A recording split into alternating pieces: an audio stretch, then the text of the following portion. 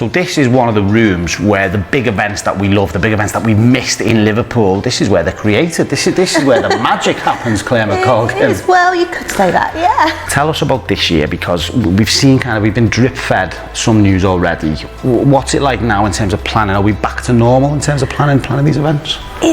It still feels a bit odd, if I'm honest. You know, we just delivered Chinese New Year, haven't we, which was amazing to see all those people out on the streets again. But even then, we've still got a bit of caution, because we have to, because you still don't know. We're not out of this yet, are we? So we've still got a bit of caution. But yeah, events are back, and they're back really beautifully and really well, kind of kicking off in April, Liverpool Against Racism.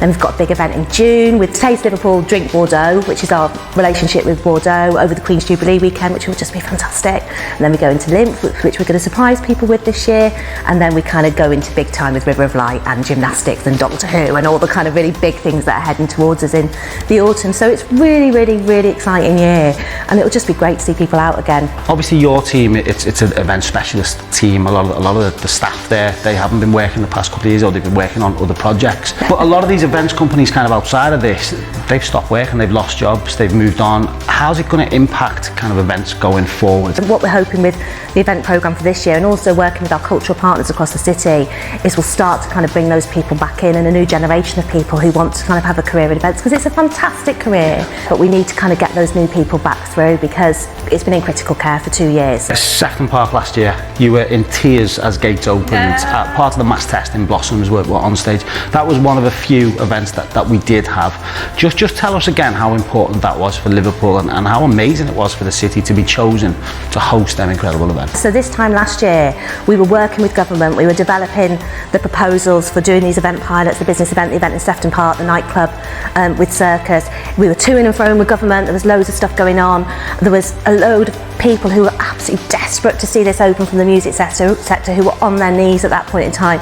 So the kind of whole jeopardy around it, the whole stress around it was probably the most stressful thing that I've ever done, because so many people's actual lives were dependent on it. So the pressure on us not to fail was just huge. You know, that event, the event at Sefton Park went out around the world. The nightclub in Bramley-Moore went out around the world. These were pictures that went out around the world about our city. So for us who were working on it, it was like a culmination of all our life's work, if that makes sense. But amazing for the city.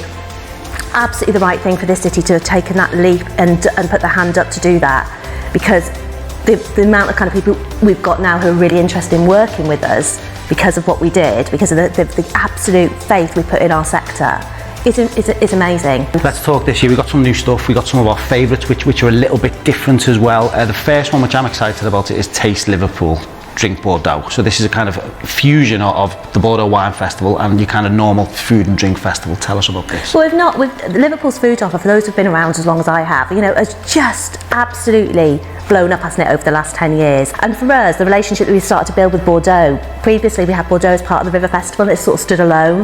But what we wanted to do is really bring those great chefs and those great, brilliant artists actually in Liverpool together with one of the best brands in the world, which is Bordeaux wine. Smash those two things together and come up with a new festival, which is kind of what we're trialling this year. So I think for people it'll just be a real chance to explore food that they've never explored before in a city they might not have been to before, because it will attract national and international visitors, but also to kind of learn a load of stuff about what foods go with what wine and all of that great things, but also to get ourselves on the culinary map. I love the idea of it. I put on my LinkedIn the other day, we're kind of spilling onto them 3 foodie hotspots of Liverpool: Bowl Street, Hope Street, and also Castle Street. Tell us about that. So will they be street parties, will they, or how will that work? So they will be dressed, they will look great, they will feel different, but really we're in the hands of that sector. So we're in the hands of those kind of independents, those brilliant people in this city who make that offer great. So they will be helping us design it, they will be helping us control it, they will be bringing their magic to it, and we will be supporting that through the city.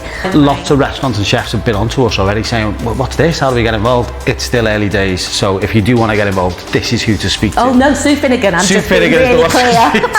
Yeah, don't be clear. But there is still time for people to oh kind gosh, of yeah, absolutely. Let's talk about a new one, Liverpool Against Racism. This is Mayor Joanne Anderson's kind of baby, isn't it? Tell us about this. So this is an event, well, it's not an event, it's a whole series of programmes, it's conferences, it's music events, it's theatres. It's the whole kind of cultural sector, if you like, coming out, Liverpool against racism, but also doing some really intelligent work around it as well. So Mayor Joanna is hugely passionate about this subject, but she's also hugely passionate about the work we did around LGBTQ plus communities that we worked with Homotopia and Pride on kind of last year.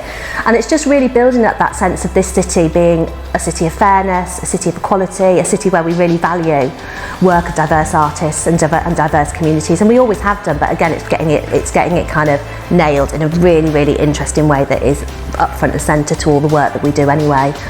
Really, really interesting programme. Lymph is back. It's going to be a little bit different, so it's kind of leaving Sefton Park, or the kind of main element of the Sefton Park Festival has changed. Tell us about that. Lymph become very much about that event in Sefton Park, but obviously we've been through a pandemic where loads of the music sector have been on their knees, and it would be ridiculous for a city to kind of go, right, okay, that's all right, that's fine, but we're going to do a really, big sparkling event in Sefton Park, and it would be wrong to do that this year. It's much better for us to work with this brilliant music sector that we have, to really, really focus in on them, to focus on the music they do. Still curated by Yao, so still got that beautiful curation that he will bring to it, but absolutely about this Indigenous sector. So it will be like an Edinburgh Fringe for music. Wow. So it will be wherever you walk in the city, you walk into bars, you walk into clubs, you walk into restaurants, you walk in the streets, and you will hear the music of this place. We give people the opportunity to shine in their own right, in their own venues, in their own way, and that's really what Lymph's about, because it's about that generation of music makers. Cannot wait. Big question, how on earth will you top River of Light?